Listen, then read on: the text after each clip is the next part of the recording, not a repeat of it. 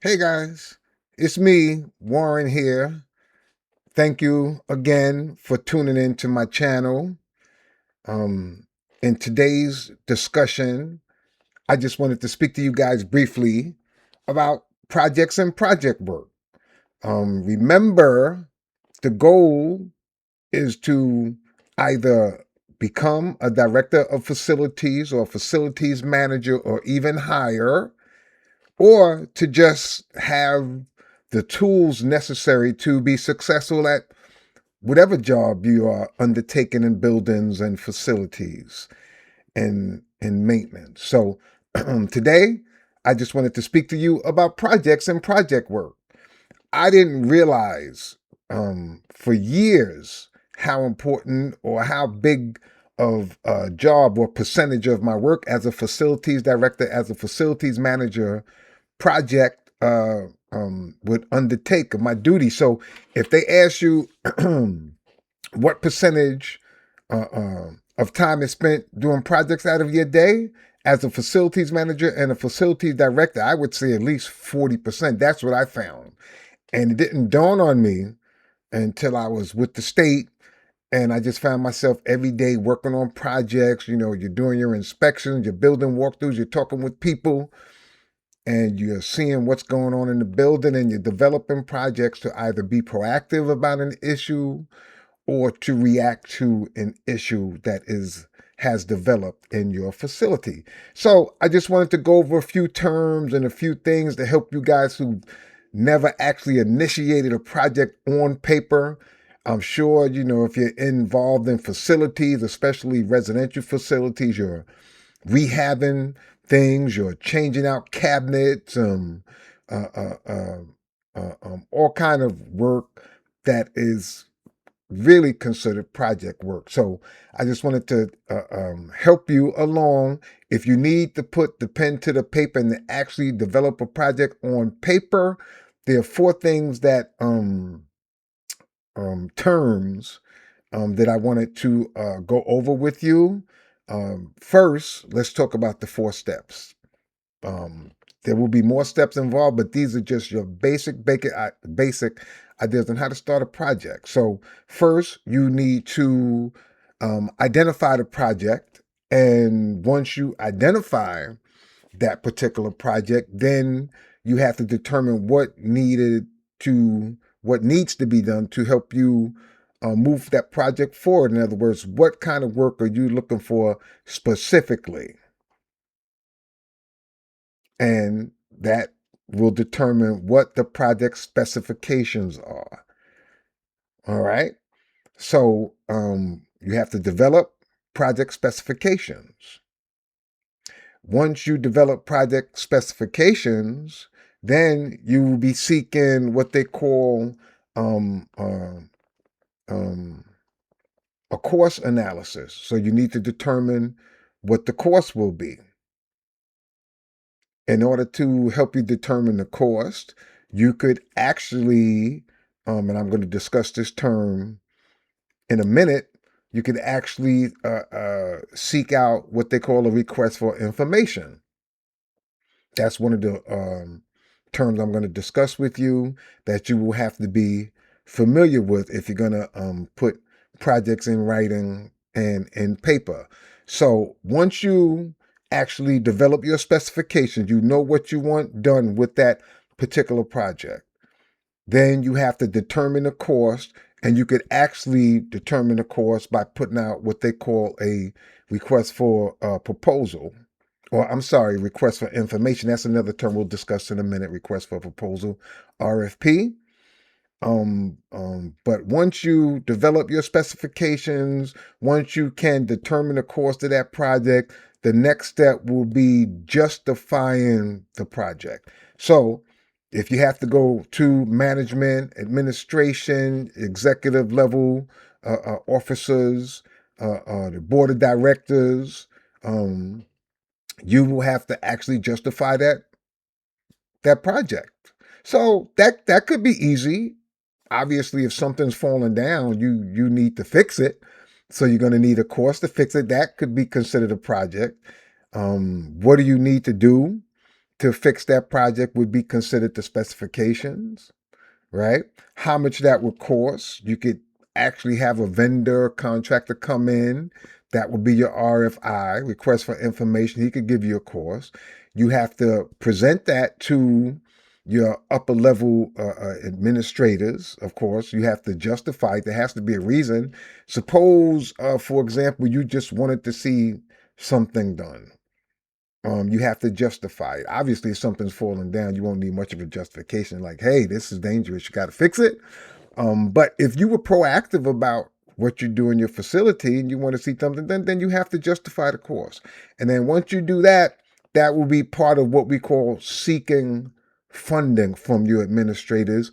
I don't, that could be determined on yourself, whether you develop your budget and put that in your budget, excuse me, ahead of time, or this is something that just came to you. You could actually approach your administrators and see if there's extra money. Sometimes there's money from other departments that you could actually seek funding from that. So those are the four first things that you need to do, the basic things that you need to do to develop a project. Again, the first thing you need to do is develop the specifications for what you'd like to see done. The second thing you need to do is determine the cost. And the third thing you need to do is justify it to administration. And the fourth thing you need to do is work with administration to seek funding. So if you take those 4 steps, that will actually help you move along to the development and the initiation and completion of your project. There are some, I'm sure, some resources out there that can help you. If you're a beginner, this would be a great place to start. Just remember those 4 steps, and that will help you along the way. I'll put a link or two here for some other resources that will help you move along. But I also wanted to discuss with you certain terms that you need to be familiar with. And we talked about a request for information, what they call a RFI, but there's a request for proposal, there's a request for a quote, and then there's also an invitation for bid, a IFB. Just briefly to discuss what these things are. Let's start out with the RFQ, which is a request for a quote. So you would seek an RFQ if you knew exactly what the work entailed and you knew what was wrong and what you needed to do. So, for example, if you had, let's say, some work that needed to be done in your facility, you knew the work, but you couldn't do the work, so you need to call in a vendor and a contractor. So you'd ask them for a quote. That could be anything from repairing a light fixture that you or your guys couldn't reach, so they'd have to bring in a lift, from something like repairing a door that needed replacement or something like that. So you'd simply ask for a quote. These are basic examples. Of course, your facility you will determine what would require a request for a quote based on your needs in that facility and what you can handle, what your maintenance guys can't handle. If you have to call in a contractor and a vendor to do the work, you need a quote. And the second thing would be a RFP, which is a request for a proposal. This is a little more complicated in the sense that you might have an issue like I had at one of my schools where we had like a slope on a grassy area, and every time it rained, the mud just came down and just overran that area. So it was just a horrible look, and it bothered me for a long time. But I didn't know what steps would be necessary to repair that issue. So I didn't know if we needed to put in a retaining wall. If we put in a retaining wall, how would that affect, the slope of the grass? What would happen to the water, to the rain that was coming down? So in that case, I needed a request for a proposal, not a quote, because I was not specifically sure what work that would entail. So if I had an RFQ, I would know exactly which work I needed to be done, and I needed a quote to do that work. If I had an RFP, then it would be a little more detailed. I wouldn't know what the work entailed, so I'd be looking for um, um, specifications from the vendor on how we could solve a particular issue or a particular maintenance problem we were having in the facilities. The third thing I wanted to um, synonym that I wanted to discuss would be the invitation for bid, or what they call an IFB. This is when you have a service or a job and you need like sealed bids to come in. So for example, if I had a pest control contract that I wanted to bid out, and we did this every year, so I would write the specifications, send out an invitation for bids by advertising in the paper, that kind of thing. It was all in the budget. So I had the money to do that because it's something we did every year. I send out what we call an invitation for bid. You'd have a specific bid opening date. You'd have all the specifications that needed to be met in the contract that went out publicly. And then on the particular day, you'd have a date for closing. So after a date certain, no more bids will be accepted. And then you also had an opening date, which was public as well. So the vendors could actually be there. We had initially tried to broadcast on the district's website, but that technology could never handle that. So that never worked out, but it was open to the public. So that's an IFB, that's an invitation for bid. You'll find most of your municipalities, procurement services offices, this is the way they are going to bid on bid out services for invitations for bids. And the last thing we discussed before, which is the RFI, I'm not really that familiar with it, but it makes total sense, and that's a request for information. And I do it all the time. I just never called it an RFI. So if I had a particular task or something that I wanted done, I call one of my vendors. I say, hey, give me a quote for this. But it's like seeking information. It's more technical than that if you're dealing with, like big capital projects, or if an organization is trying to decide, if it was worth the undertaking of that particular project, or if you're trying to determine if a particular vendor could actually meet the specifications or technical details of that project. So you would be seeking requests for information to see if that vendor was qualified. So those are the three synonyms that I wanted to speak to you about. Requests for a quote, request for proposals, invitation for bids, and request for information. So just become familiar with those terms, especially if you're going to be developing projects, whether that project is big or small. You need to put it in your budget. You need to justify it. You need to develop specifications for that. And you need to be able to seek funding, right? And the last thing I wanted to discuss, I didn't plan on talking too long, is about what they call a backdrop contract. And during your tenure, especially if in public service, if you're working for a municipality, the state, school district, your whomever. If it's a municipality, then you have to be familiar with the terms mini bid and backdrop contracts.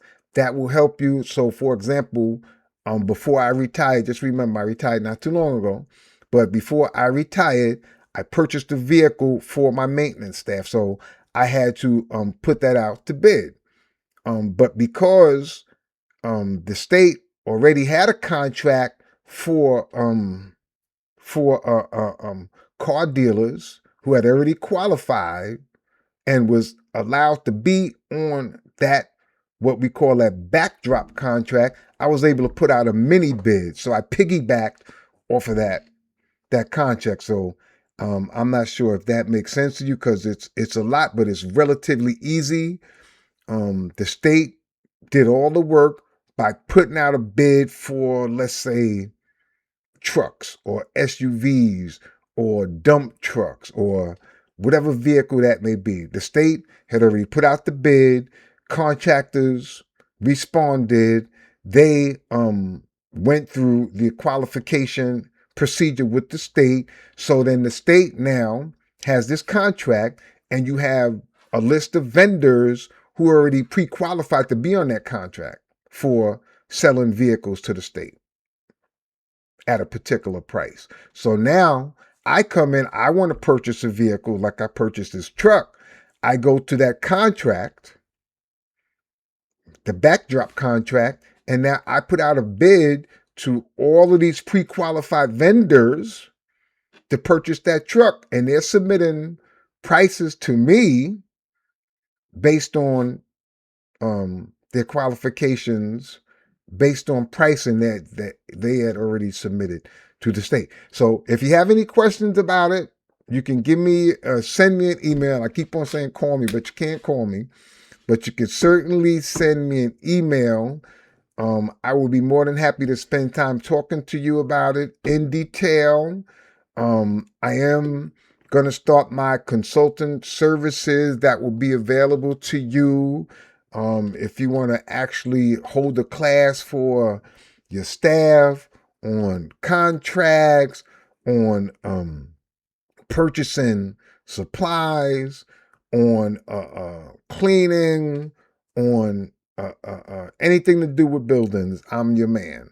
And I'm also available to come in and do inspections and walkthroughs in your facilities. If you have a particular problem and you're not sure what to do about it and you don't want to call an engineer in yet, if you watch my other episode, you'll know you don't have to be an architect or an engineer to be a successful facilities director or a facilities manager. There are certain problems that you can handle or that we can handle as facilities people. So again, thank you for watching Buildings from the Ground Up. I need you to like or subscribe to my channel if you like what you hear, you like what you heard. And again, send me an email if you want to talk more about it. And thank you for your time. I believe this is episode number 6. Episode number 7 is coming soon. Just stay tuned. Okay, Buildings from the Ground Up. Thank